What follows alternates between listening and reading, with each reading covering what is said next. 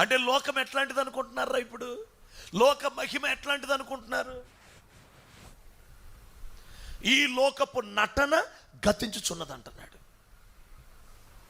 ఈ లోకపు అందచందాలు, ఈ లోకపు నటన, ఈ లోకపు సౌందర్యం, ఈ లోకపు ఆశలు, ఈ లోకపు మహిమలు అస్సలు మనము అట్రాక్ట్ అవ్వనంతగా, మనము పడిపోనంతగా, మనము లోబడిపోనంతగా మనం స్థిరత్వాన్ని సంపాదించుకున్న దేవుని కుమారులుగా మనం ఉండాలి. లేకపోతే దేవుని కుమారుడు ముందుకే తెచ్చాడు. యేసయ్యని శోధించడానికి ఈ లోక మహిమలు తెచ్చాడు.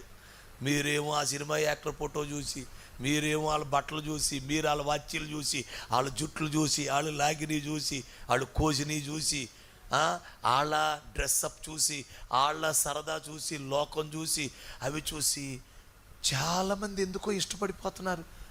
యేసు ప్రభువునే లోక మహిమలు తీసుకొచ్చి శోధించాలనుకున్నాడు.